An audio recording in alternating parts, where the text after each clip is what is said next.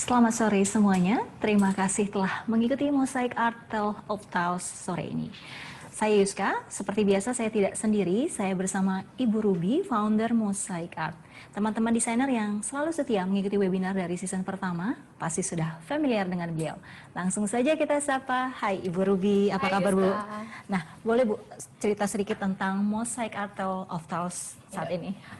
Selamat sore teman-teman designers, saya mau mengucapkan terima kasih karena sudah bergabung di acara pada sore hari ini. Memang sejak bulan Maret yang lalu, kita mengadakan satu program yang kita namakan Mosaic Art Tale of Tiles, yaitu suatu webinar series di mana Mosaic Art sebagai tuan rumah akan mengundang pembicara, yaitu dari desainer ataupun arsitek untuk berbagi pengalaman dan juga knowledge mereka, dan akan mendiskusikan tentang topik-topik yang sedang tren, yang menarik di dunia arsitektural dan desain. Lagi viral gitu ya Bu Ruby. Dan beberapa episode di season yang kedua ini kita juga akan mengundang narasumber lain, yaitu pelaku bisnis yang kita lihat mempunyai relevansi dengan topik yang sedang dibahas oleh pembicara desainernya.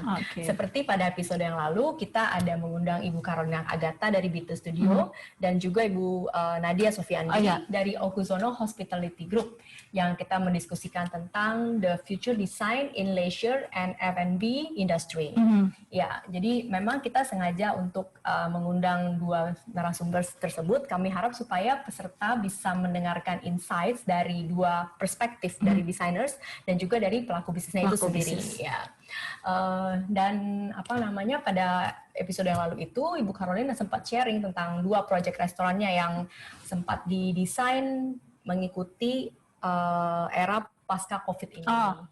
Dan Ibu Nadia juga sharing bagaimana mereka merubah outlet restorannya untuk beradaptasi dengan behavior people yang sudah berubah sekarang ini kan. Disesuaikan berarti ya Bu sejak Ruby COVID, pasca COVID ini ya. Jadi untuk teman-teman designers yang mungkin ketinggalan episode yang lalu dan ingin melihat versi rekamannya, bisa langsung login dan juga subscribe ke Mosaic Art YouTube channel ya. Dan pada beberapa episode juga di season yang kedua ini kita ada fasilitas pengumpulan SKPK Point dan juga e-sertifikat dari HDII. Jadi teman-teman desainer yang ikut webinar, mereka refreshing ya Bu ya, sekaligus untuk kumpulin poin. Iya betul, jadi supaya sekalian belajar juga kumpulin poin dalam suasana yang lebih santai dan relax. Gitu. Dan bukan hanya itu saja, seperti biasa di setiap akhir acara kita ada program giveaway. Ya, yang mana kita akan memberikan hadiah wall art. Caranya nih Bu Ruby? Caranya, jadi nanti pada peserta bisa mengajukan pertanyaan. Nanti akan dipilih 5 pertanyaan yang akan dibacakan dan dijawab oleh pembicara. Dan kemudian dari 5 pertanyaan itu akan dipilih 1 orang pemenangnya. 1 orang. Seru kan? Nah, kita lihat untuk giveaway sore ini. Ya, itu tadi giveaway kita pada episode sore ini ya Bu Ruby. Caranya mudah, jadi teman-teman tinggal memberikan pertanyaan di Q&A box. Dari pertanyaan yang masuk, kita akan memilih 5 pertanyaan. Dari 5 pertanyaan ini akan dijawab langsung oleh pembicara kita. Dan dari 5 pertanyaan ini akan dipilih 1 orang pemenang yang akan dipilih oleh pembicaranya juga. Dan teman-teman desainer yang ingin mengajukan pertanyaan tidak harus menunggu sampai presentasi selesai. Jadi di tengah-tengah presentasi jika ada pertanyaan bisa langsung masuk ke Q&A box. Q&A box ya. Tetapi nanti kita akan merespon setelah selesai presentasi. Pembicara kita pada sore hari ini adalah Bapak Cosmas Gosali dari Cosmas Gosali Atelier yang akan membahas tentang pentingnya sharing knowledge di antara creative individuals. Art Diploma Ing Cosmas Gosali belajar arsitektur di Universitas Teknik Vienna, Austria. Beliau mendirikan Architelier pada tahun 1992, sebelum kemudian diubah menjadi Atelier Cosmas Gosali pada tahun 2005. Selama berkarya lebih dari 25 tahun, karya-karya Cosmas Gosali telah dikenal di taraf nasional hingga internasional, dan proyek-proyeknya telah tersebar di berbagai negara seperti Indonesia, Singapura, dan India. Bukunya yang berjudul Soul of Space diterbitkan pada tahun 2012. Sebagai pecinta seni, membawa beliau berpartisipasi dalam berbagai proyek instalasi seni dan mendapatkan pengakuan internasional. Pernah menjadi representatif Indonesia untuk The Local Icon West East di Maxi Museum Roma, Italia pada 2015 dan menjadi kurator untuk ASEAN Mastercraft Exhibition di Filipina pada tahun 2016 yang lalu. Berbagai penghargaan baik dari dalam dan luar negeri telah diterima oleh Pak Kosmas, seperti penghargaan IAI Award, Bali Cultural Award, penghargaan Gubernur Jakarta untuk konservasi bangunan bersejarah, menerima Gold Award pada Singapore Interior Design Award dari Society Interior Designer Singapura, masih aktif sebagai pengurus IAI, dan tahun 2020 ini terpilih untuk bergabung sebagai anggota tim sidang pemugaran Provinsi DKI Jakarta. So, tanpa tunggu waktu lebih panjang lagi, saya persilahkan kepada Bapak Kosmas untuk memulai. Silakan. Ya, selamat sore. Sorry nih, lagi beres-beres. Suaranya... Ya, selamat sore, Bu Ruby. Tunggu. Selamat sore. Halo ya, Pak Kosmas. Halo, ya, selamat sore. Oke, Ya. masuk. Bisa kedengaran ya? Bisa kedengaran sekarang. Oke, baik. Terima kasih Bu Ruby atas itu perkenalannya. Terima kasih kepada teman-teman semua yang sudah hadir pada sore hari ini untuk mendengarkan seminar kita pada sore hari ini. Judulnya adalah Importance of Knowledge Sharing among Creative Individuals. Ya, jadi kenapa kita itu memerlukan sekali untuk bisa men-sharing kita punya knowledge lain, ya kan? Nah, jadi coba saya akan mulai.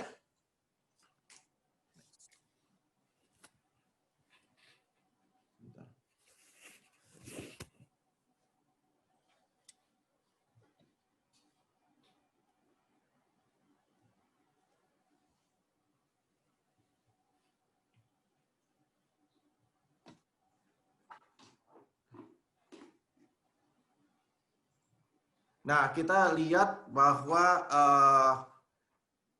kehidupan itu complicated banget ya. Kalau kita lihat di sini, apa sih yang terjadi di dalam kehidupan itu? Kelihatannya yang di permukaan itu semua cantik-cantik, indah-indah, tapi proses menuju itu tuh sangat panjang. Nah, di dalam arsitektur maupun interior design juga seperti itu. Banyak sekali orang hanya melihat apa yang ada sebagai suatu hasil akhir. Tapi orang suka lupa bahwa di dalam proses itu menuju hasil akhir itu sangat-sangatlah mempunyai proses yang panjang dan complicated. Next. Nah, kita tahu if I have an idea, ya kan, itu apa saja sih yang terlibat ya. Kita bilang sekarang nih saya bicara arsitektur, tapi juga sama dengan interior design, ya kan. Di situ ada manusia, ada teknologi. Sebenarnya banyak sekali hal-hal lain juga termasuk budaya, termasuk pengetahuan material dan sebagainya. Jadi untuk mencapai atau menciptakan suatu ide itu atau membuat ide itu bisa terrealisasi, itu memerlukan ilmu yang sangat-sangat banyak ya. Kalau kita hitung sebenarnya bisa hampir saat ini mungkin lebih dari hampir 200 pengetahuan-pengetahuan lainnya. Ya. Nah, belum lagi dengan adanya kemajuan teknologi yang sangat-sangat pesat, ya kan. Teknologi itu setiap hari akan selalu ada yang baru, ya. Kenapa dunia ini perang satu sama lain, ya kan? Karena semua berebutan terhadap teknologi itu, ya kan. Jadi orang berusaha untuk menguasai teknologi sebagai yang terdepan. Karena itu merupakan sesuatu yang menjadi pemegang peranan penting di dalam hal tersebut. Oke, next. Nah, kita bisa lihat bagaimana otak manusia itu tidak mampu. Kita walaupun sejenis-jenisnya kita, ya kan, tapi dengan berkembangnya banyak hal, seringkali otak kita itu sudah tidak mampu lagi untuk menampung apa yang terjadi perubahan-perubahan di dunia ini. Sehingga maka dari itu saya selalu berprinsip bahwa kita harus selalu berkolaborasi atau bekerja sama dengan pihak lain. Jadi sebenarnya di dalam ini kita punya dua hal ya kan. Jadi pertama adalah bagaimana kita menciptakan suatu karya yang sangat menarik ya kan. Terus tapi di sisi lain juga bagaimana kita bisa membuat karya itu menjadi terjadi Jadi kenapa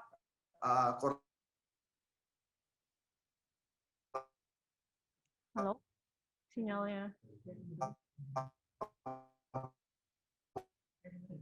Sinyal Pak Kosmasnya. kolaborasi atau sharing knowledge itu contoh misalnya kliennya waktu itu mengatakan oke Pak kita punya limited budget dan sebagainya. Terus kemudian saya ingin sekali memakai material alamiah karena saya mengatakan oke kalau itu mungkin bagaimana kalau kita memakai material yang sangat mudah kita dapatkan yaitu misalnya bambu atau sebagainya. Nah, maka dari itu saya mencoba memakai bambu di mana bambu itu bukan hanya sekedar elemen estetika tapi juga menjadi bagian daripada konstruksi. Misalnya di sini kita memakai sebagai atap ya kan.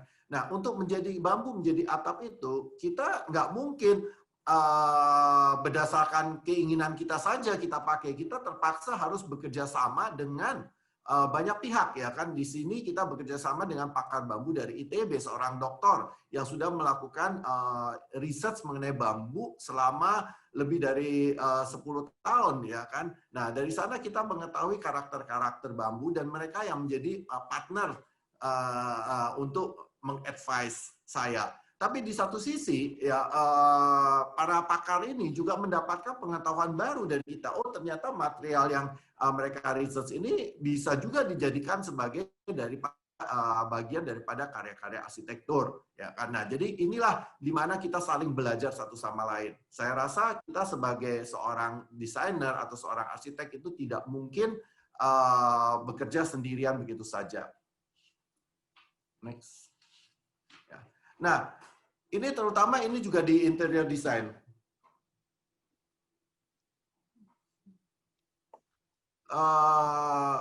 Ya, ini di interior design kita lihat ya bahwa suatu ide itu dengan teknologi itu bisa menjadi sesuatu yang sangat menarik ya.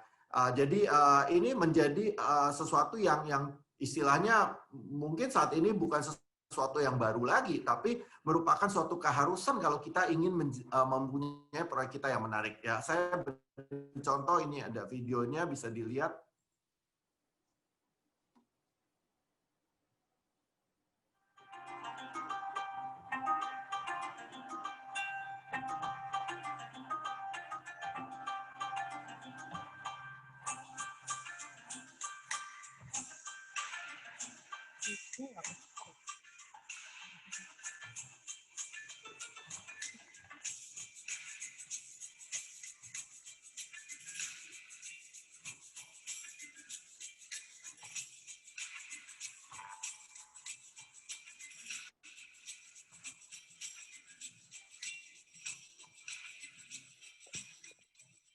Maaf Pak Kosmas, itu videonya belum keputar ya? Belum keputar. Ya. Coba.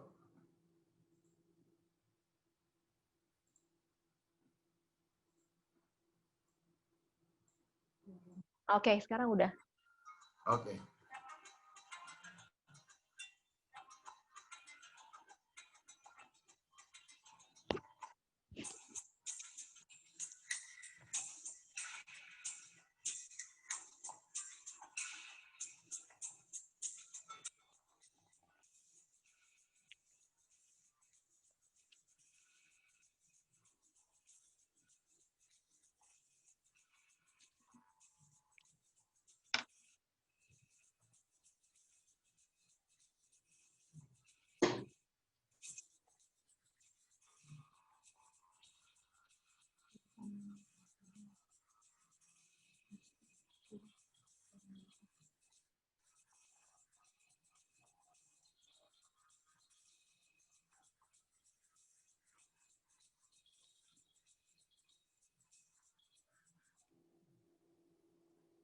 Oke.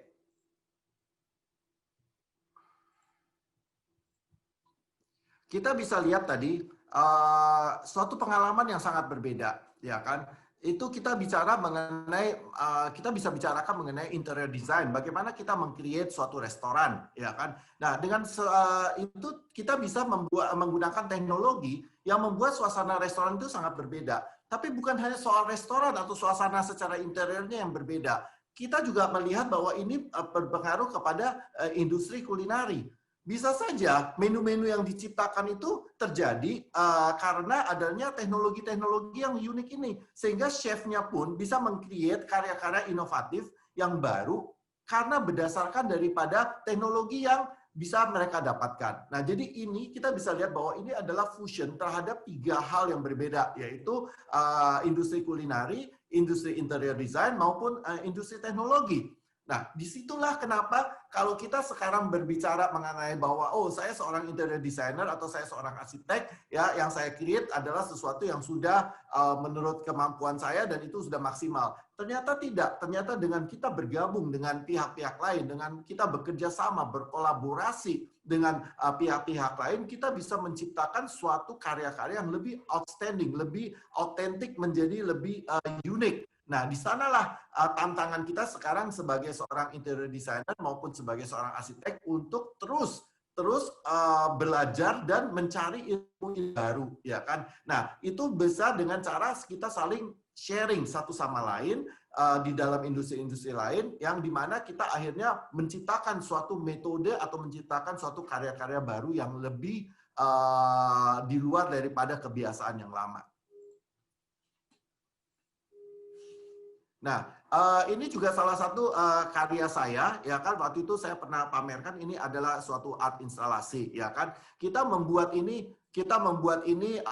dalam bentuk anyaman, ya kan. Nah, anyaman ini siapa yang bisa membuat anyaman? Ini adalah anyaman sintetik, ya kan. Kita harus bekerja sama dengan para pengrajin. Para pengrajin yang kerjanya membuat anyaman. Tapi kalau saya mengatakan kepada para pengrajin itu, oh saya ingin membuat suatu terumbu-terumbu karang, ya kan, dengan anyaman, pasti para pengrajinnya nggak ngerti mesti seperti apa. Karena dia biasanya hanya membuat anyaman yang apakah dia menjadi keranjang, ya kan, dan sebagainya. Jadi di sanalah kita harus berkolaborasi. Kita sebagai arsitek, waktu itu saya di sini menciptakan suatu sistem, suatu modular, ya kan. Kemudian modular itu kita berikan kepada para pengrajin. Pengrajin ada pengrajin waktu itu yang bekerja, ya kan, kemudian mereka hanya membuat modular-modular itu, ya kan. Kita studi, ya, ini semua bukan hanya berdasarkan perkiraan saja, tapi kita sebenarnya studi ini secara kita menganalisanya dengan komputer, ya, termasuk warna, termasuk komposisi, termasuk movement yang akan dicapai dan sebagainya, ya, efek-efek itu semua kita studi, ya, sehingga pengrajin itu merupakan hanya bagian daripada produktivitas, ya kan. Nah, di sanalah kita kemudian setelah keranjang-keranjang kecil yang secara modular, kita buat beberapa modular itu digabungkan. Nah, tim para arsitek ini yang kemudian berusaha menggabungkannya dan menjadikannya suatu terumbu-terumbu karang sesuai dengan kita punya studi. Nah, setelah itu baru pada saat kita menata itu semua, dan di mana terumbu karang itu apa sih gunanya, adalah tujuannya untuk memberikan efek kita berada di bawah laut kan. Nah, disitulah kita bekerja sama lagi dengan ahli tata suara, ahli lighting, ya kan, supaya semua ini menjadi sangat hidup dan sesuai dengan apa yang kita ingin capai. Kita bisa lihat film berikut ini.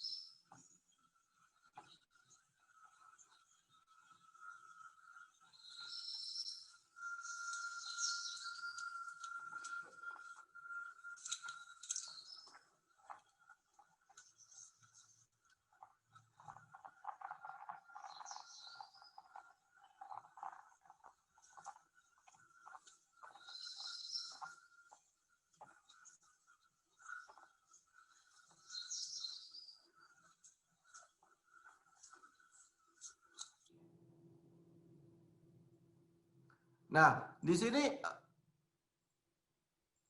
sini kita bisa melihat bahwa ternyata dari material yang begitu simpel, hanya apa istilahnya anyaman sintetik yang kemudian kita buat menjadi keranjang-keranjang kecil, tapi kita bisa membuat ini menjadi suatu instalasi yang baru, ya kan, ditunjang dengan teknologi lainnya. Ya, nah disitulah kepentingan kita untuk selalu bisa berpikir out of the box. Next. Nah, di sini kita waktu itu berpameran juga di Plaza Indonesia, kita dengan fashion, kita saling bekerja sama, ya kan, sehingga karena waktu itu tujuan pameran ini adalah untuk environment, makanya saving environment itu penting sekali. Jadi di sini kita menunjukkan bahwa fashion pun juga bisa bekerja sama dengan seni art.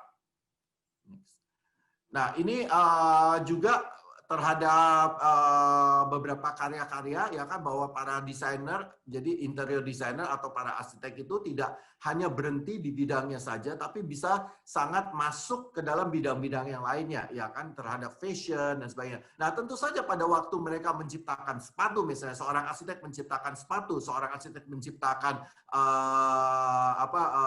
suatu baju atau juga tas dan sebagainya, dia tidak mungkin bisa melakukan itu sendiri karena dia tidak punya pengetahuan yang cukup di situ, sehingga dia mau tidak mau harus bekerjasama, berkolaborasi dengan ahli-ahli lainnya. Misalnya memang dengan pembuat sepatu, desainer sepatu sendiri, ya kan, karena kan pada prinsipnya sepatu itu misalnya tidak hanya unik dilihat, tapi juga harus bisa dipakai, ya kan, terus bagaimana dengan kekuatannya, keseimbangannya dan sebagainya. Nah, jadi disitulah pentingnya kita sharing knowledge satu sama lain.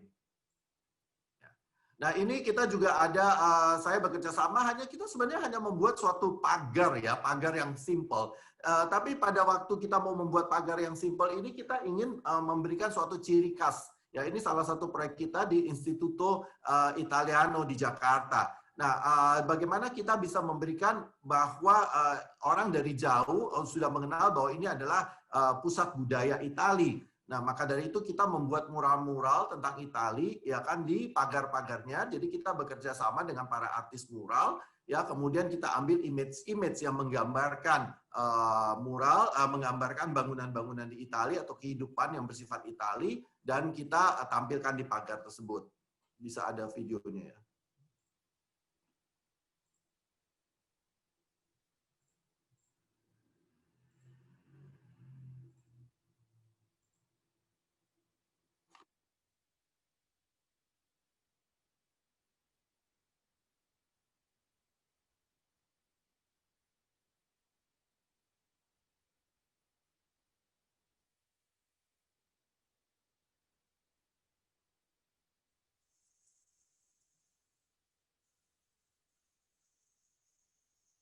Nah, kita tahu waktu itu orang kalau lewat di gedung ini, bangunan ini, orang banyak yang terlewat dan tidak tahu bahwa ini adalah suatu pusat budaya Itali. Maka dari itu kita berusaha membuat ini supaya orang awam dari luar bisa segera mengenali bahwa ini adalah pusat budaya.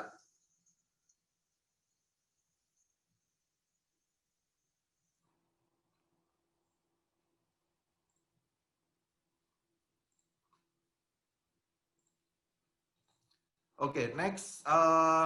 Ini adalah museum kita kita buat di Kota Tua, ya kan? Ini juga sama. Saya sebagai seorang pencipta seni dan sebagai seorang arsitek maupun interior designer, kita bisa membuat konsep daripada museum tersebut, ya kan? Tapi pada prinsipnya kita juga memerlukan pengetahuan daripada ahli-ahli lainnya, yaitu mengenai lighting dan sebagainya. Dan di sana bagaimana lighting itu yang terbaik untuk karya-karya seni tersebut, ya kan, di mana karya seni ini tidak menjadi rusak, ya, tapi dia mengeluarkan warna-warna yang sealamiah mungkin, ya. Nah, di sanalah kita perlu memakai teknologi-teknologi tertentu di mana kita bisa mendapatkan lighting yang terbaik sehingga karya-karya seni yang kita akan pamerkan itu mempunyai kualitas yang terbaik dan bisa dinikmati oleh para pengunjung.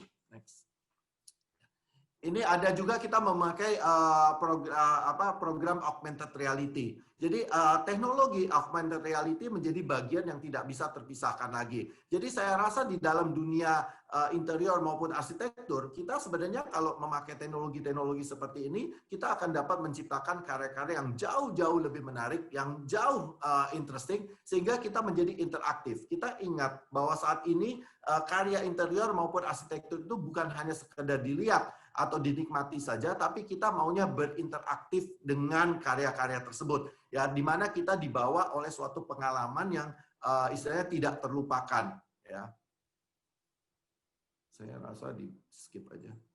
Next. Nah, ini juga proyek saya yang lainnya, yaitu suatu hotel yang kita buat di Batu Malang. Ini saya bekerja sama juga, tentu saja kalau kita punya proyek yang besar gitu nggak mungkin sendirian ya kita atasin semuanya. Nah, sehingga kita bekerja sama dengan para desainer lainnya. Ini kita bekerja sama dengan Alvin T untuk produk-produk interior furniture-nya. Ya kan, kemudian juga kita bekerja sama dengan para pengrajin setempat. Misalnya itu kita tahu bahwa di Batu itu penghasilnya adalah penghasilan cobek, ya kan. Nah, kita berusaha untuk bagaimana sih cobek itu bisa menjadi sesuatu yang menarik. Ya, kita pakai sebagai background daripada lobby. Bayangkan orang kalau pikir cobek itu kan adalah peralatan yang istilahnya hanya ditaruh di dapur ya. Orang nggak mungkin memajangkan cobek, tapi saya melihat bahwa sebenarnya kita punya sekali budaya-budaya yang sangat simpel, sederhana, tapi juga bisa menjadi sesuatu yang menarik. Nah, di sanalah pentingnya bagaimana kita sebagai seorang desainer untuk berpikir lebih jauh lagi dan memakai karya-karya atau barang-barang tersebut menjadi sesuatu yang lebih menarik, sehingga nilai ada added value terhadap barang-barang tersebut.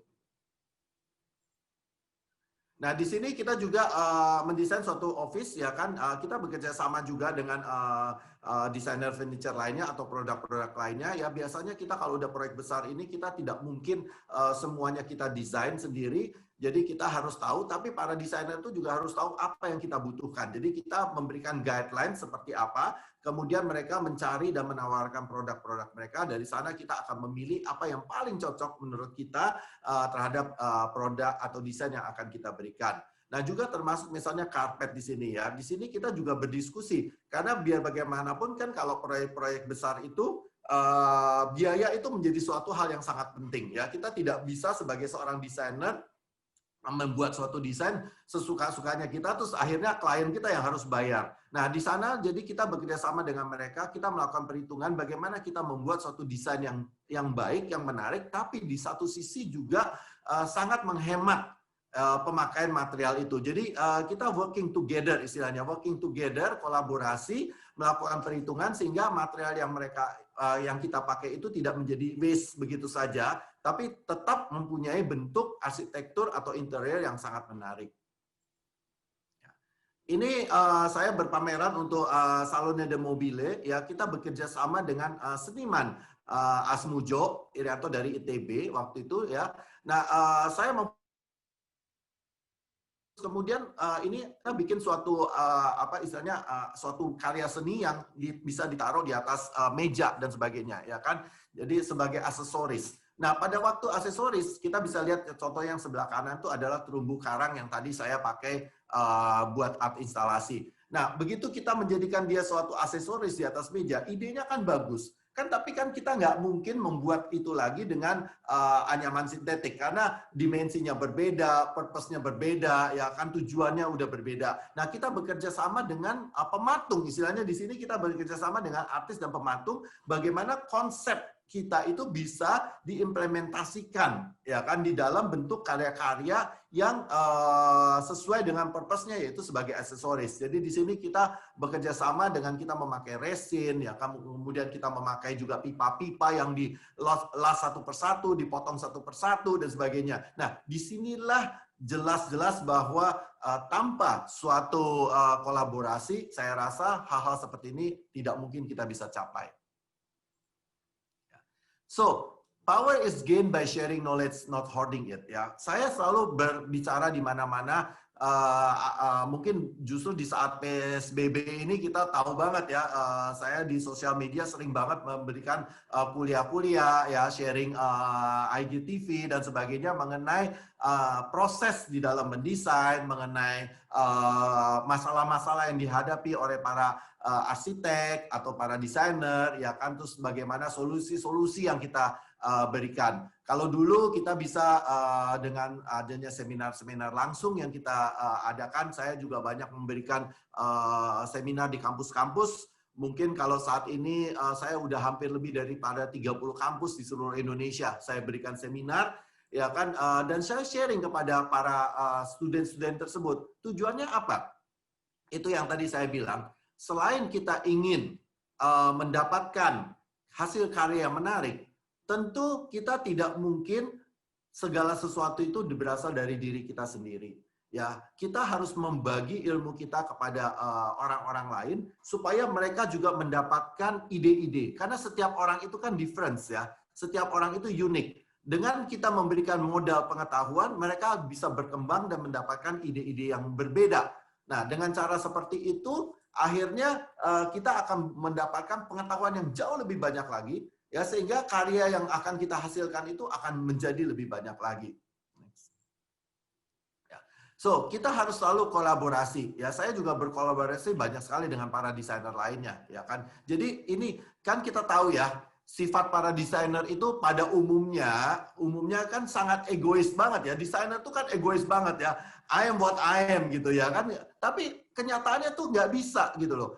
Kalau kita mau ke depannya ini ya, kita nggak bisa mengandalkan hanya dari diri kita sendiri. Pengetahuan itu berkembang sedemikian cepatnya dan kita tidak teruber lagi dan kita harus selalu mengupdate diri kita. Nah, karena kita tidak punya kemampuan untuk selalu mengupdate diri kita dengan begitu banyaknya pengetahuan, cara yang terbaik adalah berkolaborasi. Karena orang lain juga mengupdate dirinya tentu saja dengan hal-hal yang berbeda. Nah, dengan cara seperti ini, maka kita akan lebih banyak yang bisa kita menghasilkan ide-ide yang lebih baik.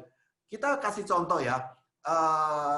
Kalau zaman dulu itu sebenarnya manusia mungkin saingan tidak seberat saat ini ya kan. Nah, sehingga orang itu lebih banyak bisa berdiskusi satu sama lain. Kalau kita bicara mengenai para filsuf misalnya ya kan, atau Sigmund Freud dan sebagainya, itu zaman dulu mereka selalu berdiskusi ya, bahkan para seniman Gauguin ya kan dengan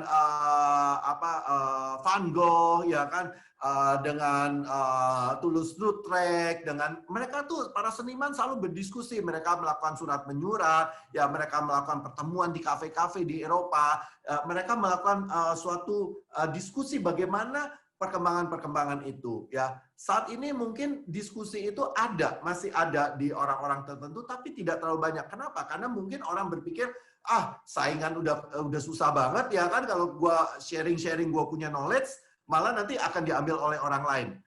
Tapi saya punya prinsip demikian, bahwa apapun yang kita berikan knowledge itu sama seperti resep yang kita sharing.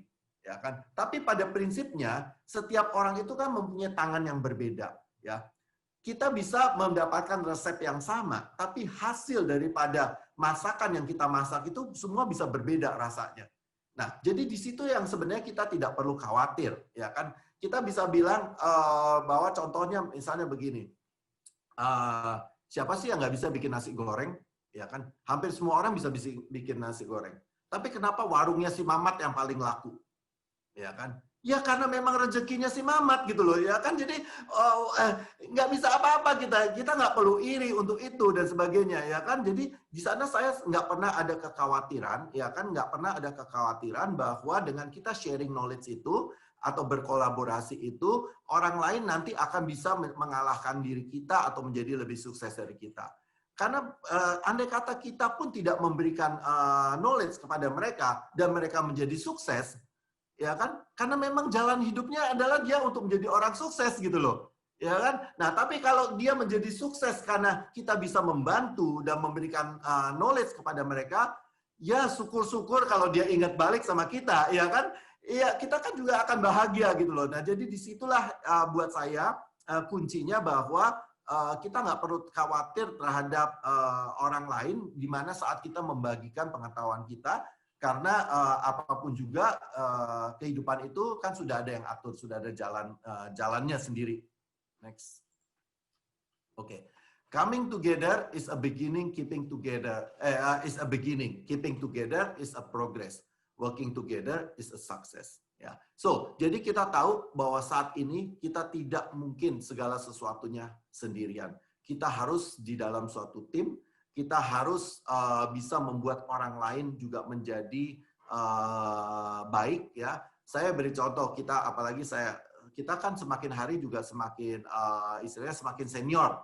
Kita nggak mungkin semuanya bekerja sendiri. Lagi pula kehidupan itu berubah, anak-anak muda juga berubah, ya kan? Nah, bagaimana kita bisa mengetahui itu semua kalau kita tidak bekerja sama dengan mereka? Kita harus bisa membuat mereka menjadi memahami konsep-konsep yang kita miliki, tapi juga membiarkan mereka berkembang sesuai dengan zamannya, sehingga di sana kita bisa menghasilkan suatu karya-karya yang lebih kekinian atau karya-karya yang untuk ke masa depan. Lagi pula, kita kalau mau menjadi besar, kita harus bisa membuat orang lain menjadi besar. Ya, tanpa orang lain, kita tidak mungkin bisa sendirian. Lagi pula, apa sih artinya kesuksesan buat diri kita sendiri kalau tidak ada orang lain yang ikut sukses bersama-sama kita? So, jadi itulah prinsip saya, mengapa buat saya kolaborasi itu menjadi sangat penting. Ya, sampai hari ini pun juga saya selalu berkolaborasi dengan banyak pihak, ya kan, karena dengan cara seperti itu saya yakin saya bisa menciptakan atau membuat suatu karya-karya yang lebih unik, yang lebih baru, karena yang mikirnya lebih banyak, otaknya lebih banyak yang mikir, maka kita bisa memberikan hasil yang lebih menarik. Kalau hanya sendirian aja, kita lama-lama bisa gila juga gitu loh. Nah, jadi disitulah konsep atau prinsip di dalam hidup saya. Maka dari itu, buat mereka yang punya pengetahuan cukup, jangan khawatir, nggak perlu takut, selalu berbagi. Terima kasih. Terima kasih banyak Pak Kosmas buat sharingnya, benar-benar very enlightening kalau buat saya.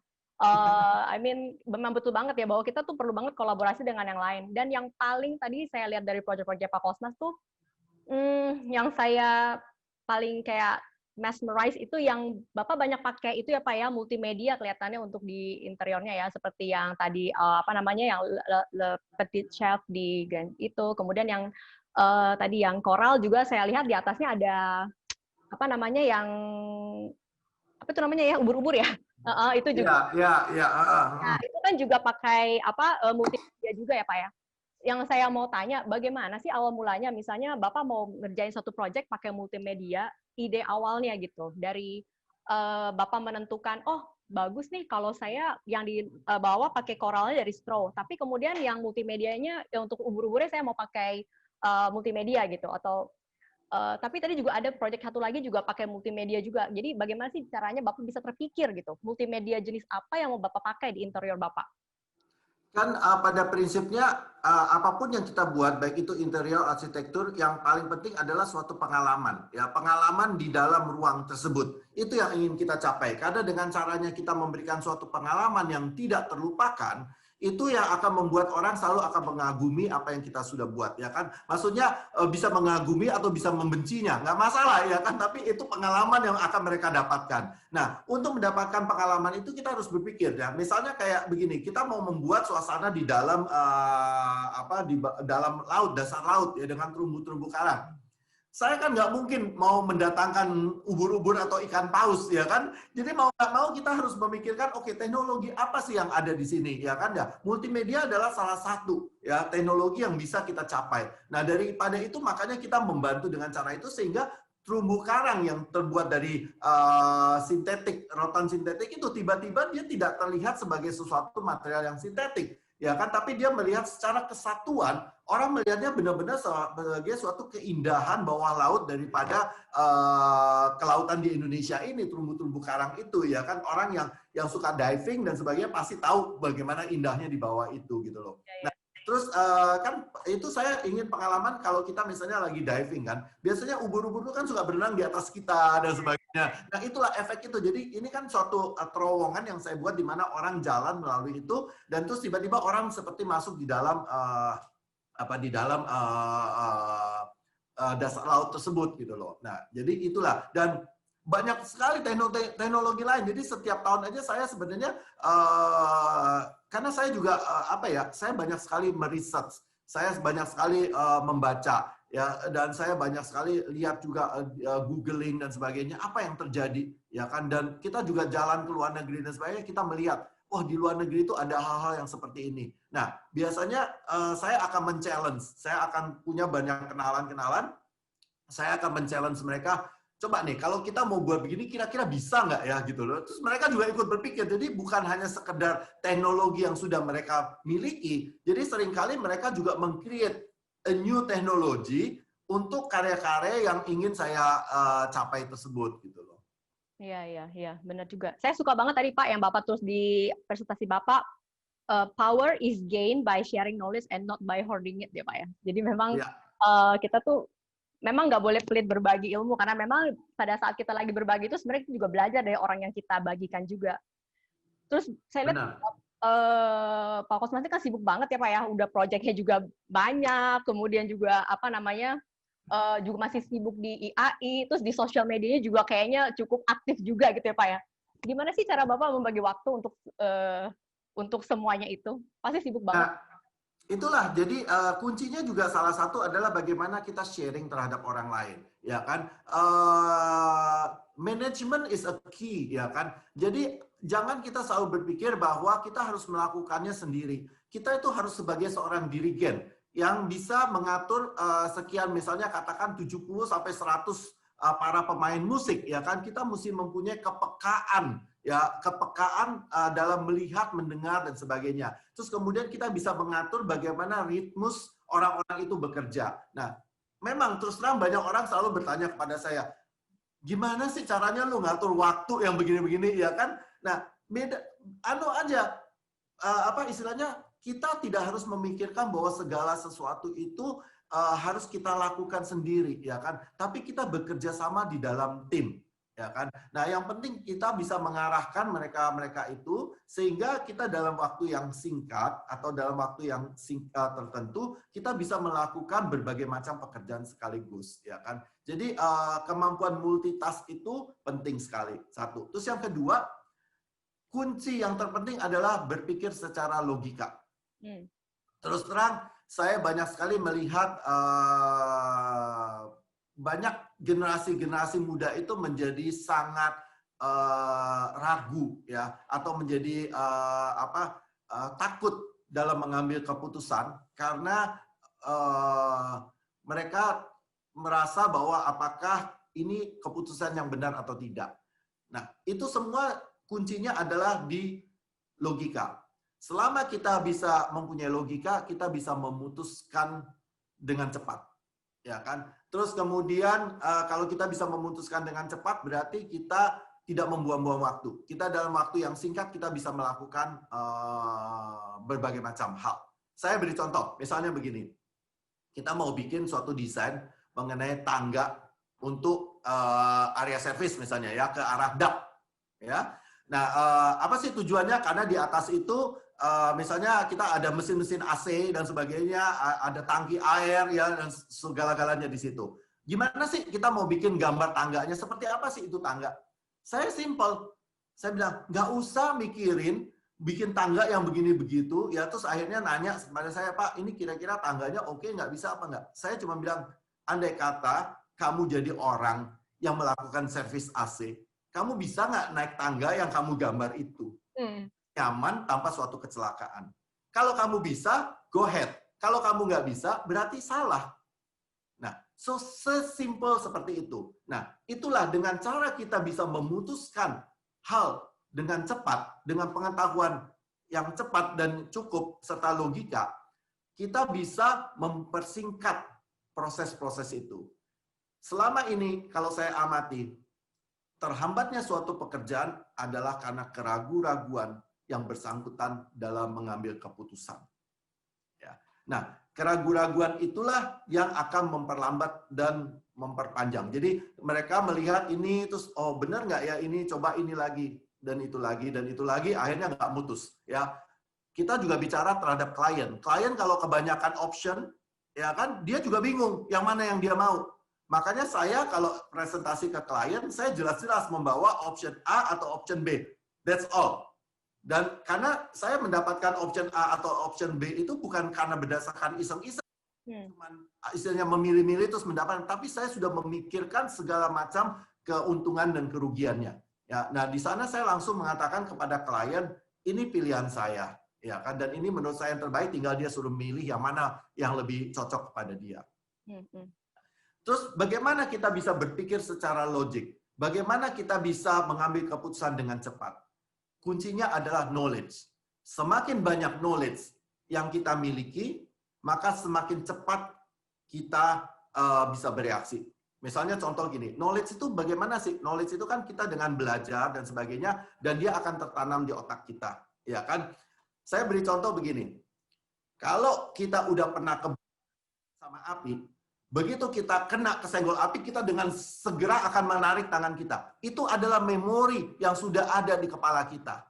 Ya kan? Tapi kalau kita anak kecil yang nggak pernah kebakar, ya dia akan iseng. Ya kan, dia nggak tahu. Setelah dia tahu sakitnya, baru dia itu. Sama juga kalau kita main kabel, colokan listrik. Ya kan? Kalau udah pernah kesetrum, kita pasti akan hati-hati. Nah, knowledge adalah seperti itu. Semakin banyak kita isi memori yang ada di otak kita, kepala kita, maka akan semakin cepat reaksi kita.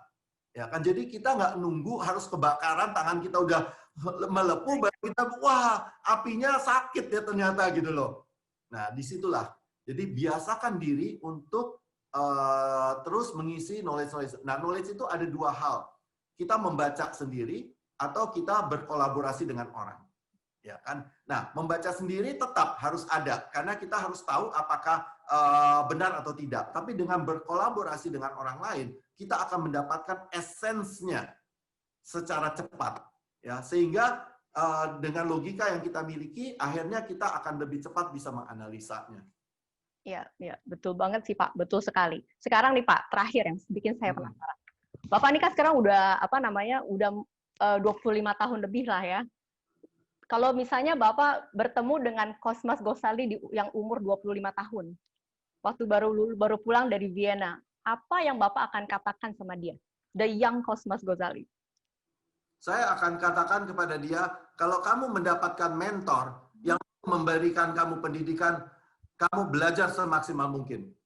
Karena saya waktu itu tidak punya mentor. Saya harus belajar dengan trial and error. Ya, saya memerlukan waktu yang cukup lama untuk mendapatkan suatu pengalaman tertentu. Tapi zaman sekarang kalau udah ada mentor, pergunakanlah itu, belajarlah semaksimal mungkin. Ya, karena kan bedanya adalah para desainer itu kan terus terang ego dan gengsinya tinggi ya.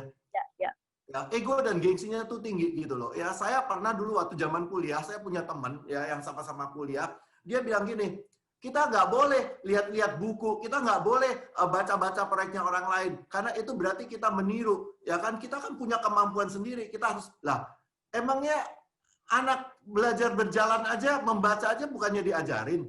Ya, emangnya tiba-tiba anak baru lahir tiba-tiba bisa jalan sendiri dan bisa membaca sendiri, kan nggak mungkin. Kita harus belajar daripada orang lain. Jadi itu keegoan itu yang harus kita sampingkan. Ya, banyak orang merasa ya, apalagi kita di kampus ya lulusnya cum laude atau angkanya IP-nya tinggi, ya kan, wah udah merasa kalau ditegur sama pimpinan, begitu kerja ditegur sama pimpinan kayaknya nggak suka banget gitu ya kan, apa sih ya kan. Nah itu yang nggak boleh, justru kita harus menjadi seorang seperti spons ya, kita harus bisa menyerap semaksimal mungkin ilmu dan pengetahuan. Nah kalau kita mendapatkan orang yang mau sharing itu adalah berkah. Karena tidak banyak orang yang mau sharing. Ya. Jadi itulah pesan saya kalau saya ketemu Cosmas Ghazali 25 tahun yang lalu. Kalau kamu punya mentor, pergunakanlah dan belajarlah. Bergurulah semaksimal mungkin dan secepat mungkin. Ya. Saya sebagai desainer, saya harus belajar sendiri, saya nggak punya mentor. Sebagai seorang entrepreneur, saya juga harus belajar sendiri, saya nggak punya mentor. Tapi zaman sekarang, mentor-mentor itu sebenarnya cukup banyak. So, jangan sia-siakan. Ya, ya. Terima kasih Pak Kosmas. Waduh, ini kayaknya hari ini sharingnya banyak yang luas ya Pak ya. Bukan hanya desain aja, tapi juga banyak tentang filosofi hidup yang bisa bisa kita ambil gitu. Bukan hanya untuk desainer, tapi juga buat yang di luar bisnis, di luar industri desain gitu. Yuk kita mulai masuk ke Q&A box ya Pak ya. Udah mulai ada beberapa pertanyaan. Pertanyaan pertama dari Dastanta. Selamat sore Pak Kosmas, terima kasih sudah sharing dan membagi insight-nya. Saya mau tanya, pertimbangan apa saja yang mempengaruhi penggunaan teknologi pada proyek Bapak, seperti maintenance, budgeting, atau hal lainnya? Sebenarnya begini, pertama-tama yang kita harus dapatkan adalah sesuatu yang out of the box.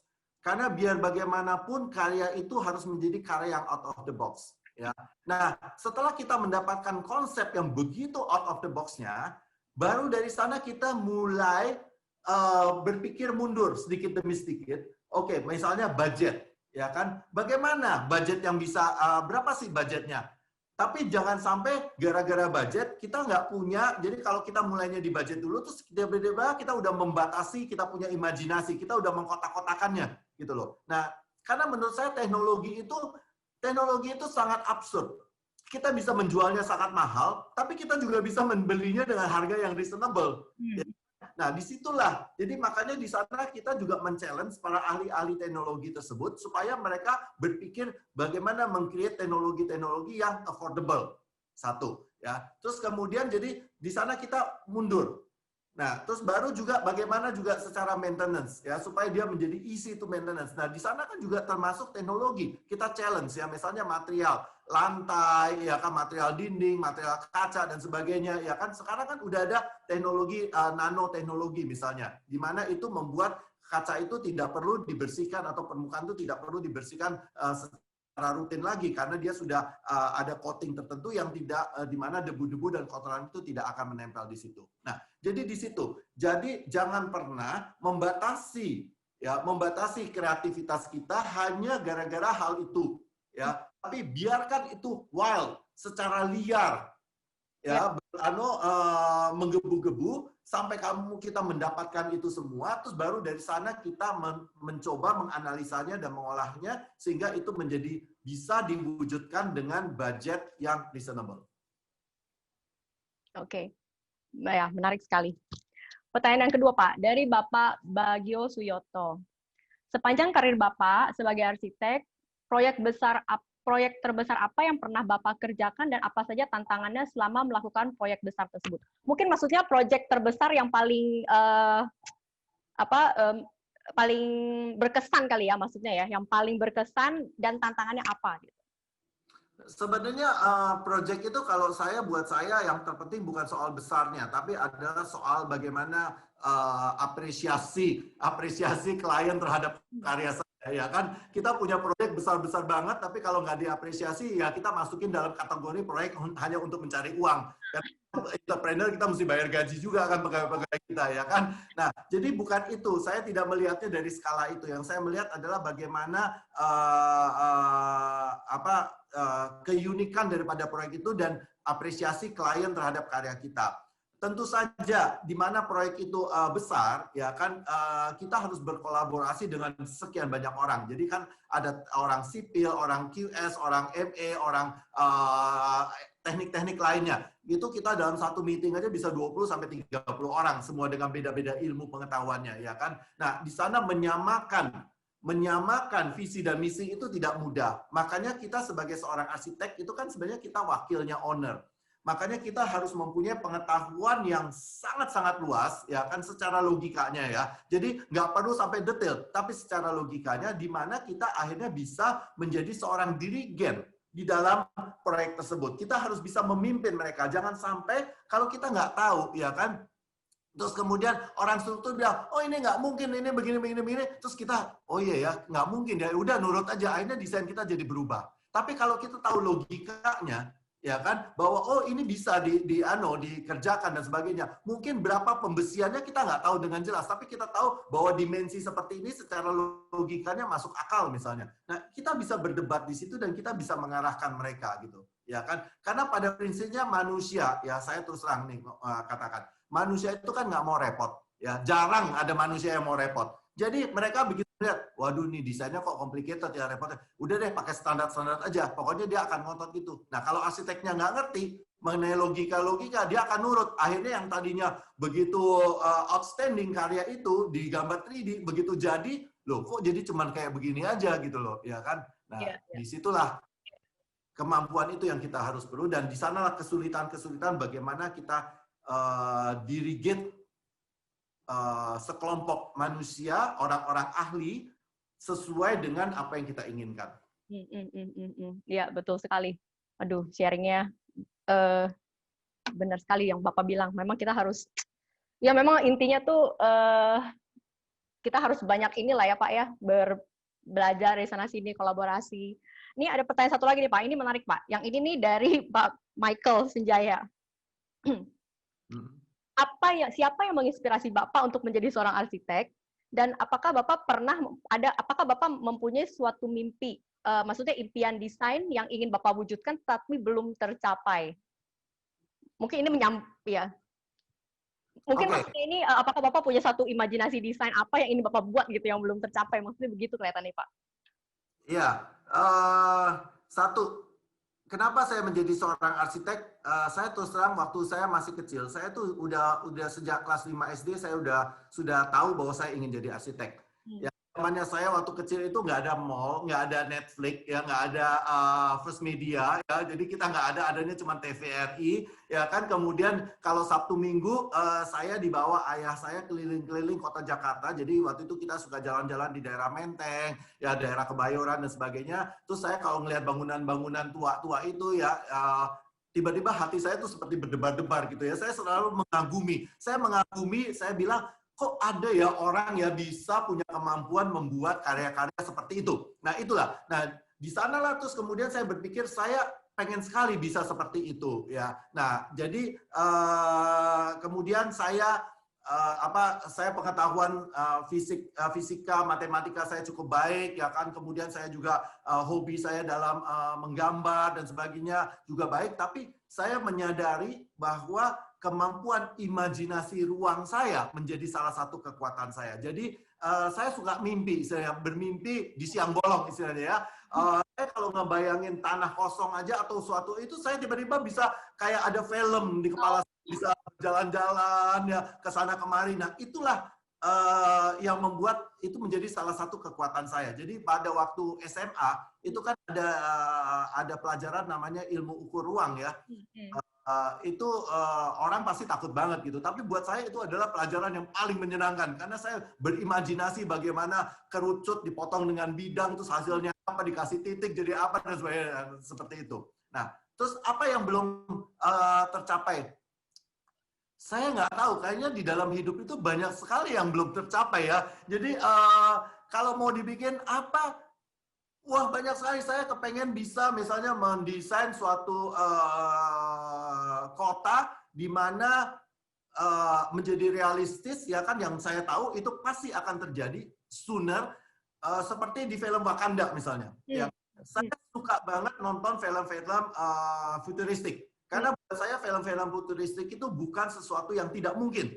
Itu hanya tinggal tunggu waktunya kapan itu akan terjadi gitu loh. Dan di mana publik atau masyarakat bisa menerimanya itu gitu ya. Nah, itulah jadi saya ngebayangin bagaimana kita bisa hidup membangun suatu kota yang sangat kontemporer di tengah-tengah hutan belantara ya kan, tanpa merusak alam tersebut gitu. Tapi dengan super high teknologi dan tidak mengurangi standar kehidupan manusia.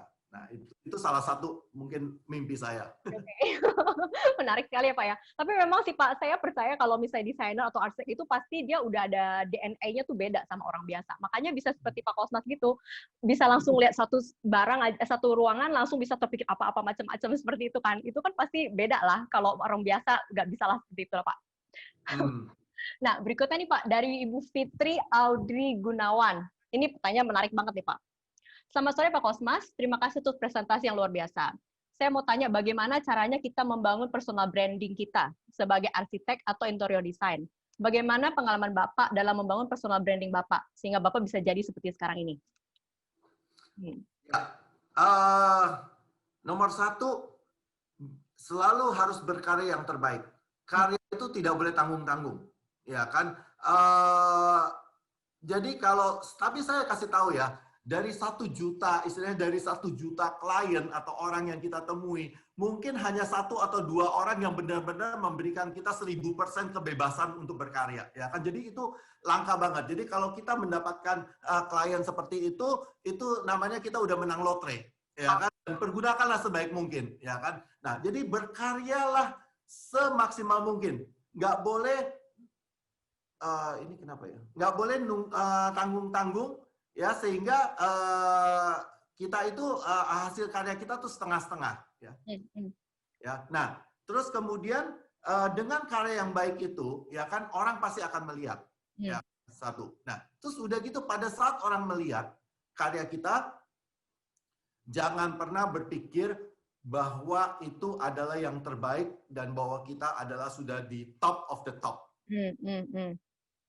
Karena banyak orang menang 1 kali awarding, merasa dia udah hebat banget.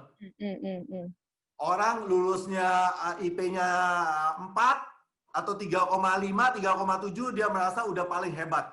Ya kan? Padahal ilmu itu seperti gunung es. Yang dilihat cuma di ujungnya, di bawah itu banyak banget yang kita nggak tahu. Ya. Dan banyak banget pengorbanan yang harus kita lakukan untuk itu. Ya. Nah, jadi itu, berkarya yang dengan baik, orang akan melihat. Terus kemudian yang kedua, selalu humble. Itu yang tadi saya katakan. Jangan pernah sombong dengan apa yang pernah kita capai atau pernah kita raih. Ya. Nah, humble itu termasuk berbagi ilmu sama orang lain. Ya. Nah, terus kemudian baik juga saya baik dengan segala macam media. Ya kan? Ada kan orang begini, oh karya saya menarik banget. Gue mau di halaman pertama. Harus dipajang. Lah, nggak bisa seperti itu gitu loh, ya kan? Nah, terus jadi itu kuncinya.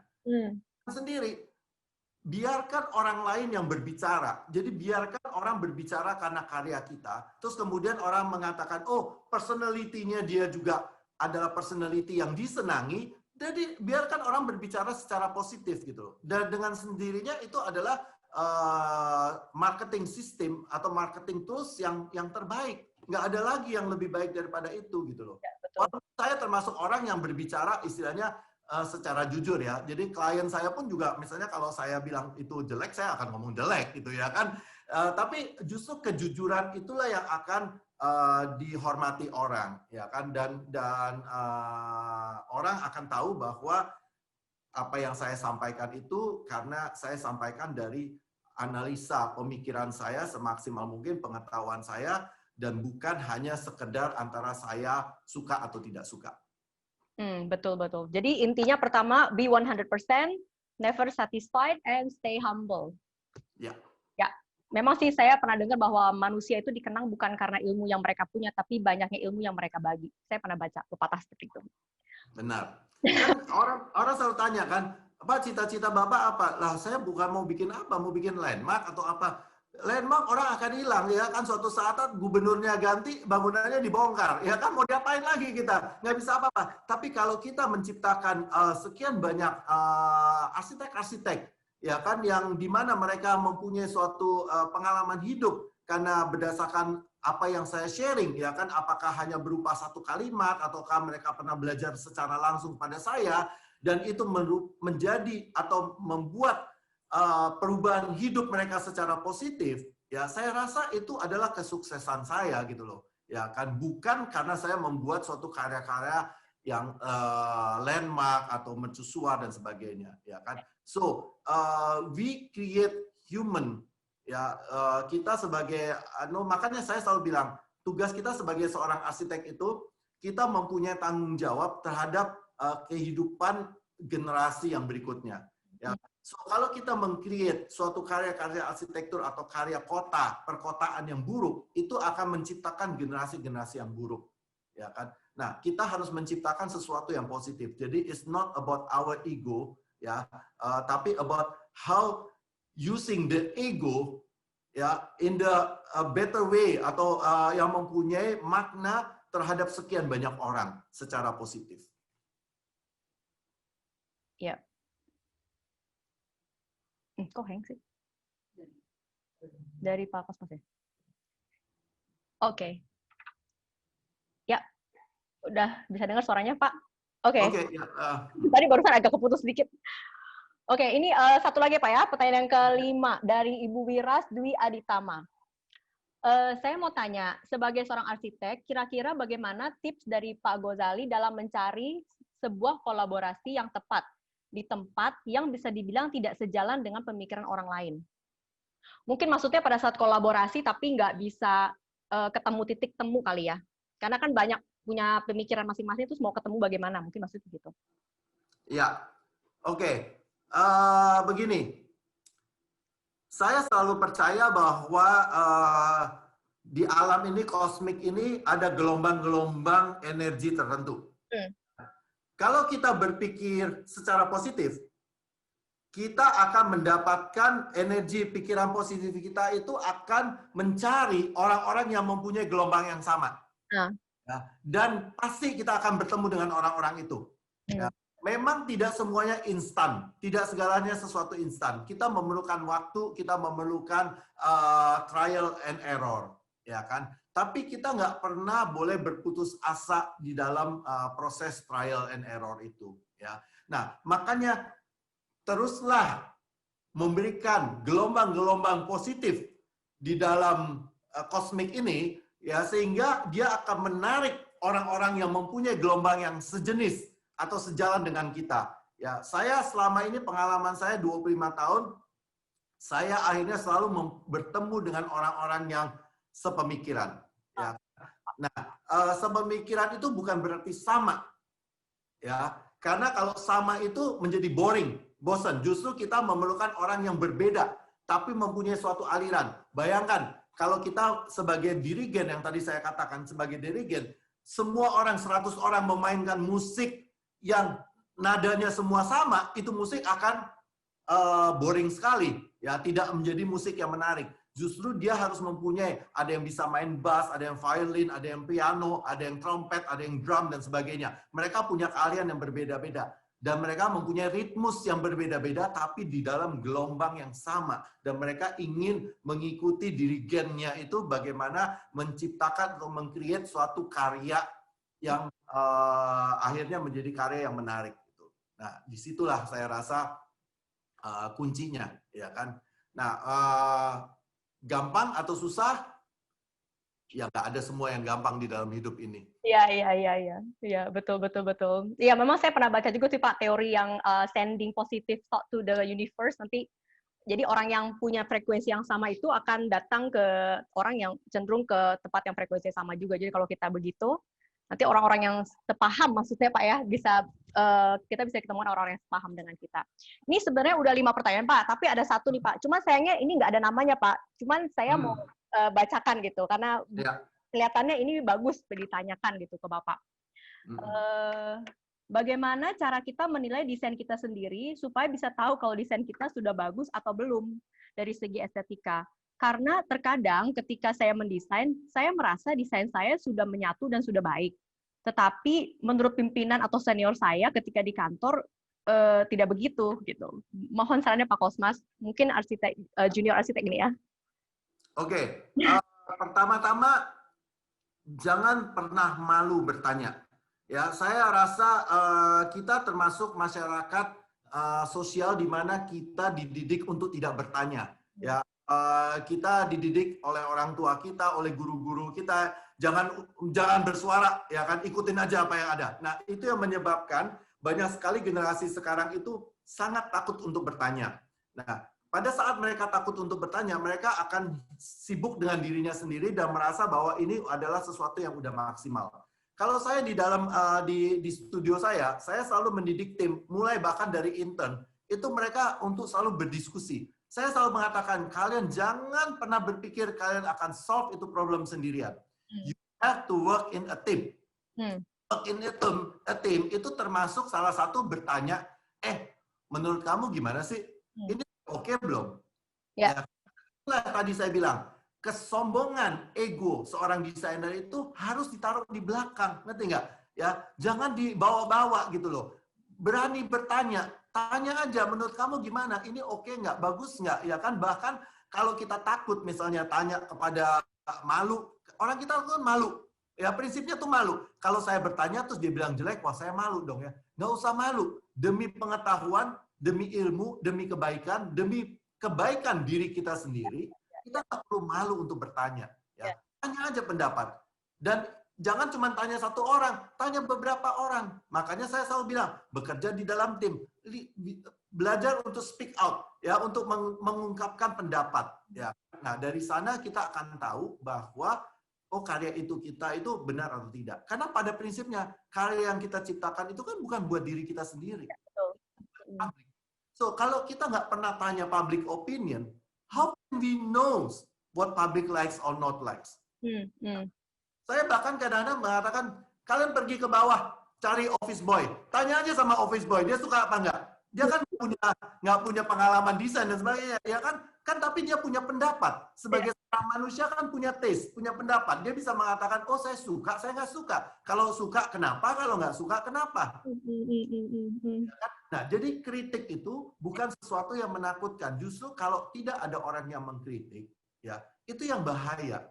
Ya, kita bisa tersesat di dalam suatu hutan, kesombongan dan sebagainya. Jadi biarkan diri kita dikritik. Ya, aduh benar sekali, sangat menarik banget. Aduh Pak, hari ini benar-benar insight-nya banyak sekali ya yang kita dapat, bukan cuma tentang desain tapi lebih bisa untuk personal development juga nih. Kelihatannya teman-teman desainer. Saya harap sih teman-teman desainer pasti dapat banyak insight ya dari Pak Cosmas pada sore hari ini.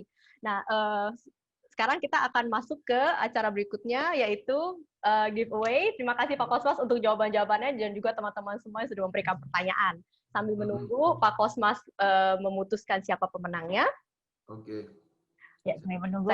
Ya, kita ngobrol-ngobrol dulu ya. Sedikit, ya. Jadi sambil Pak Cosmas menentukan pemenang yang akan mendapatkan giveaway pada episode sore ini. Ya, baik. Kita akan ngobrol tentang Mosaic Art. Baik, Bu Ruby, apa yang terbaru di Mosaic Art? Oke, jadi hari ini saya bawa 3 tiles desain baru Mosaic Art yang merupakan kolaborasi antara Mosaic Art dengan Alvin T Studio. Ya, ini ya, tadi Pak Cosmas juga ada project dengan Alvin T Studio. Kita juga ada project tiles dengan Alvin T Studio. Ini ya berarti ya Bu ya? Ya, ini saya bawa 3. Ini adalah tiles yang pertama. Desain ini namanya 2. Dua ya. Kenapa namanya 2?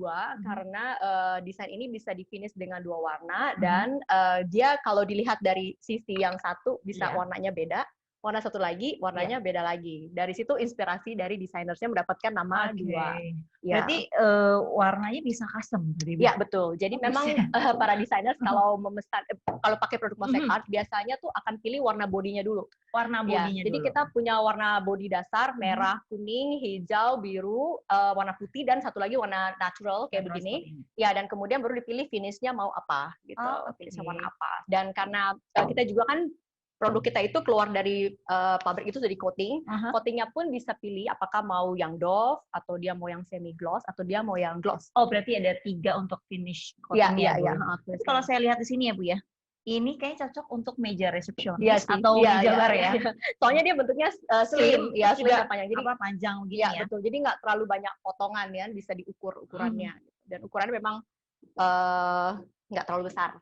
Oke. Dan lucu gitu. Dan kalau kita dikombinasi dengan lighting yang tepat juga, jadi efek 3D-nya itu bisa semakin keluar ya. Nah, kalau yang ini, Bu. Nah, ini adalah tiles yang kedua dari kolaborasi kita. Ini namanya Lines. Lines ini dalam satu desain kita ada 3 modul. Nah, modulnya ini bisa disusun seperti ini ya. Diputar-putar ya. Jadi seperti ini misalnya atau bisa disusun seperti ini. Ya. Atau mau begini atau bagaimana. Jadi dan ini juga bisa di-finish bisa 2 warna. Luarnya ini dan dalamnya berbeda lagi atau kalau tidak mau di-finish 2 warna, finish 1 warna juga bisa gitu. Oke. Dan ini kalau dipasang itu di dinding nanti tampilan tuh jadi seperti kayak dinding biasa tapi kemudian ada garis-garisnya ya. Makanya makanya dikasih nama line. gitu. Kelihatan seperti ambalan-ambalan kecil ya. Kalau yang ini, Nah, ini adalah salah satu desain kolaborasi kita yang namanya Arang. Ini salah satu desain favorit saya nih. Saya suka banget desain ini. Jadi desain ini tuh diinspirasi dari batik parang, motif batik parang, tetapi diterjemahkan ke dalam bentuk yang lebih modern ya, sehingga walaupun dia itu berasal dari akar budaya Indonesia, tapi tampilannya tetap minimalis dan modern gitu. Jadi kalau misalnya mau dipasang di rumah yang bergaya klasik bisa, gaya tradisional bisa, mau digaya modern pun bisa, hanya tinggal perlu dimainkan warnanya dan juga pola penyusunannya. Berarti bisa custom ya Bu yang ya, warnanya bisa. Jadi bisa susunnya juga bisa lurus begini semuanya, atau mau dibuat miring gitu juga bisa. Waktu itu juga pernah kita pasang dia modelnya di susunnya nggak lurus tapi kayak selang-seling gitu. Berarti tergantung desain juga untuk memasangnya ya? Iya, dan warnanya juga bisa di custom. Oke, unik ya Bu berarti ya? Ini bentuknya unik. Nah, ini contohnya produk 2 yang tadi itu, yang sudah terpasang di dinding, tapi cuma dipasang sebagai aksen aja, jadi nggak full. Nah, itu yang atasnya dia susunnya diputer gitu, jadi yang atas puter ke kanan semua putihnya, yang di bawah puter ke bawah yang kuningnya gitu. Jadi bisa, ini 2 warna. Ya, jadi bisa ngasih efek yang yang berbeda. Gitu. Berikutnya, nah ini juga salah satu contoh 2, tapi ditulis dengan warna orange dan abu-abu tua ya. Nah, ini untuk dipasang full. Jadi memberikan tampilan seperti ini. Unik ya Bu ya? Maksudnya warnanya langsung berubah langsung ya. Modelnya desainnya simple tapi kalau warnanya ya seperti yang tadi kan 2 warna, ini juga 2 warna tapi warnanya lebih genjreng gitu lah. Iya. Jadi memang dengan berbeda warna aja langsung bisa merubah suasananya gitu. Betul. Oke, berikutnya. Nah, ini juga salah satu contoh pemasangan produk 2 yang untuk dinding yang full ya. Jadi memang dari Mosaic Art kita tuh selalu berusaha untuk membantu desainer. Jadi kalau misalnya desainernya ingin mood interiornya ke arah warna apa gitu, kita bisa bantu untuk bisa mewujudkannya gitu. Oke. Berikutnya. Nah, ini contoh yang tadi yang desain modul lain yang sudah terpasang. Jadi kalau dipasang itu kelihatannya seperti dinding biasa tapi ada motif garisnya itu ya kayak rak atau kayak rak ya. Kalau dari jauh. Iya, kalau dari jauh kelihatan seperti ada ambalan kecil gitu ya. Ya, jadi desainer bisa main dengan garis-garisnya itu, kelihatan kelihatan simple, nggak terlalu obvious tapi cukup jadi eye catching lah untuk viewernya. Berikutnya. Ini juga contoh pemakaian lain, tapi yang bukan full, hanya kayak untuk aksen aja juga bisa di sini. Dan Mosaic Art ini memang kan karena terbuat dari konkret, jadi bisa dipakai untuk di area eksterior juga. Gitu. Ya, jadi bisa interior dan eksterior. Jadi sifat konkret semua ada di Mosaic Art, jadi tahan cuaca juga, ya keras, dan kita punya kekuatan setara dengan beton K150. Jadi cukup aman. Bagus gitu. Ya, untuk benturan yang normal ya, tapi bukan benturan yang keras. Kalau keras. Berikutnya. Berikutnya, nah ini tadi yang batik model arang. Yang tadi terinspirasi dari parang. Memang kalau sudah disusun dari jauh, kelihatan ya motif batiknya. Sama ini ya Bu ya, permainan lightingnya ya. Juga ya. Permainan lighting memang sangat penting ya kalau di Mosaic Art. Jadi kalau misalnya lightingnya tepat itu efek 3D-nya tuh bisa muncul, kelihatan lebih mewah gitu, dan kelihatan lebih efeknya tuh lebih obvious ya. Berikutnya, nah ini juga arang tapi dirubah susunannya. Kalau yang tadi dia ini diputar lebih lurus-lurus gitu ya, dan warnanya juga warnanya ya Bu ya. Iya. Unik loh ini. Langsung berubah. Iya, nuansanya langsung berubah ya. Ya, jadi makanya memang kenapa saya suka banget arang itu, karena dia kelihatannya bisa buat jadi tradisional kalau kita pakai warna tertentu, tapi begitu dirubah warnanya dan dirubah furniture dan susunannya, dia langsung menciptakan yang bisa menciptakan yang jadi berbeda. Modern bisa, klasik bisa ya Bu ya. Nah, itu tadi beberapa koleksi yang ada di Mosaic Art ya. Ya. Kalau misalnya teman-teman desainer ingin lebih lengkap mengetahui produk-produk Mosaic Art, bagaimana Bu? Oke, jadi kalau ingin melihat produk-produk yang lebih lengkap lagi, bisa langsung ke Galeri Mosaic Art di Jalan Arjuna Utara 1C Duri Kepa. Dan kalau ingin melihat produk signature yang sudah terpasang di dinding, kalau akhir bulan ini kita rencana akan buka di Galeria Jakarta Design Center lantai 2. Jadi bisa langsung lihat ke sana kalau melihat yang sudah terinstall di Galeria ya. Ya, terinstall ini. Akan tetapi kan hari Senin mulai PSBB nih. Ya, itu. Ya, mulai PSBB. Tapi jadi kalau misalnya teman-teman ingin melihat, juga bisa langsung visit ke website Mosaic Art. Nanti di sana teman-teman bisa langsung download katalog Mosaic Art Signature Collection kita. Di sini nanti ada bisa baca di sini semua ada produk lengkap ya, Bu, ya? Desain-desain kolaborasi kita yang lain, dan juga ada technical spesifik, jadi tentang ukurannya ataupun detail-detailnya yang lebih informasi yang dibutuhkan. Tinggal mengunjungi website Mosaic Art. Dan jika ingin mengetahui juga informasi-informasi apa yang sedang terbaru di Mosaic Art, nanti bisa juga langsung follow akun Instagram Mosaic Art di mosaicart.id. Mosaic.id. Oke, mungkin sudah kita Pak Kosmas, kembali ke Pak Kosmas. Oke, gimana, Pak? Pak? Sudah menentukan? Ya, selamat sore. Ya. Ya. Sudah. Sudah, Pak. Siapa? Saya sudah mendapatkan. Oke, pertanyaan yang menurut saya sesuai dengan tema kita sore hari ini, dan tentunya juga menjadi suatu pertanyaan di mana para desainer itu mengalami problem yang paling sulit dan menjadi polemik buat diri mereka, yaitu bagaimana tips Pak Ghosali dalam mencari sebuah kolaborasi yang tepat di tempat yang bisa dibilang tidak. Berarti itu Saudari Wiras Dwi Aditama.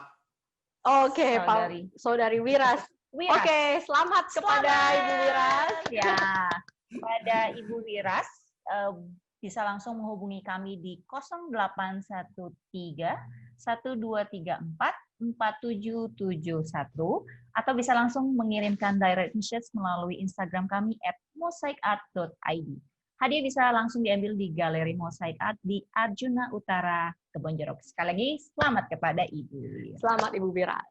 Dan saya mengucapkan banyak terima kasih untuk Pak Kosmas, untuk waktunya, untuk sharingnya yang benar-benar very valuable, dan juga untuk semua teman-teman desainer yang sudah mengikuti webinar pada hari ini. Terima kasih. Saya harap bisa banyak take home value yang diambil pada sore hari ini. Dan besok kami akan mengirimkan file presentasi webinar hari ini melalui email kepada teman-teman desainer sekalian, beserta juga link untuk teman-teman bisa klik untuk bisa mendapatkan konsultasi gratis tentang Mosaic Art. Apabila ingin melihat versi rekaman dari webinar hari ini dan juga mungkin ingin melihat versi rekaman dari webinar-webinar yang sebelumnya, jangan lupa langsung login dan juga subscribe ke Mosaic Art YouTube channel. Saya Ruby undur diri, terima kasih untuk waktunya, selamat sore dan ketemu lagi.